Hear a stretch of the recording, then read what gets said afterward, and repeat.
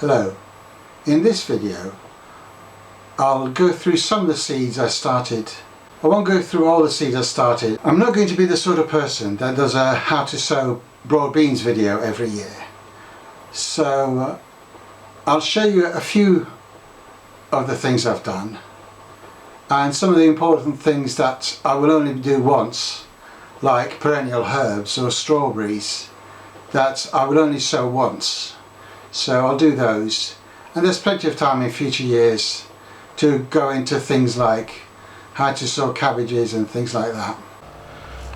The Asda surplus potatoes that started chitting in the bag are chitting away nicely there. They'll have a couple more weeks before they go out. The tomatoes are getting a bit leggy. That's physalis at the front, but these other ones are tomatoes. Oh, that's peppers. This one's peppers. These other ones are all tomatoes, and they are getting a bit leggy and they will need moving into new pots soon. These goji berries are doing okay.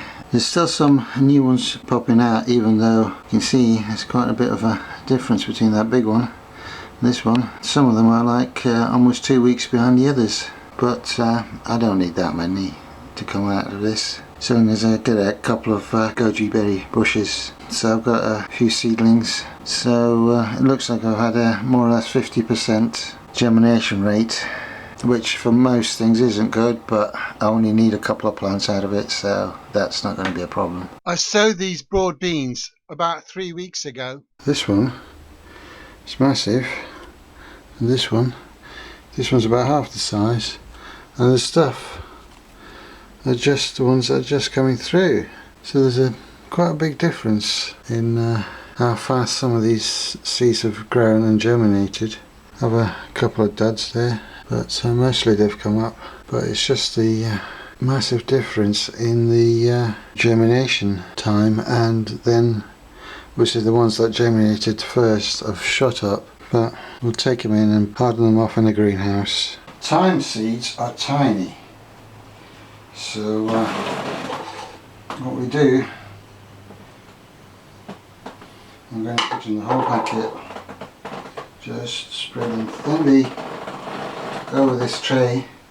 It's pre-moistened seed compost, so I'm just sort of randomly spreading it over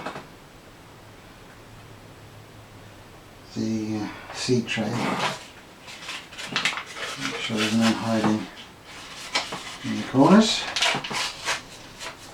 Tiny seeds. And then it needs just a very, very light sprinkling of very finely sieved compost or perlite, vermiculite if you've got it. But if you're using vermiculite, just use the fine stuff, not the more chunky stuff, because then these tiny seeds won't be able to push it up. And because that compost is actually quite moist, I'm not going to water that now. I'll just let it sit there, just even it out, just make sure there's no lumps. When they're big enough to handle, I can prick them out and put them into pots.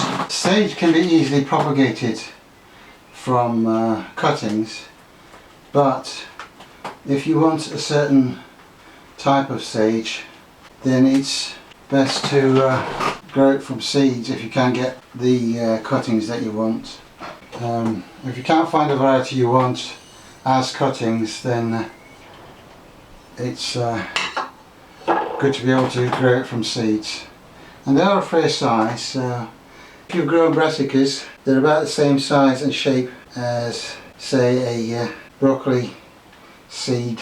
You need one or two plants. So, but then when I put the lot in, any that I have excess, I will give away. And then That's about evenly spread. Cover them with a not very thick, say about half a centimetre to a centimetre of good quality sieved compost. This has still got,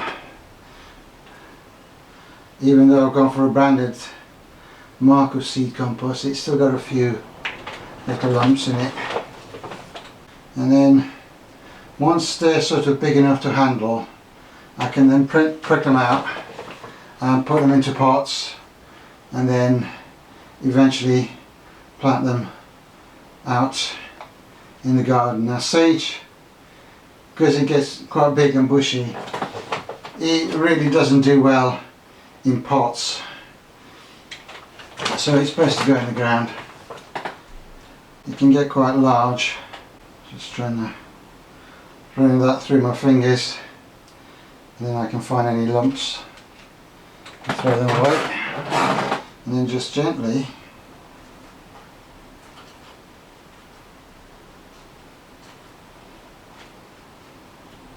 cover that, and I'll give that a quick little water just to moisten the compost that I've just put on top, because the compost that was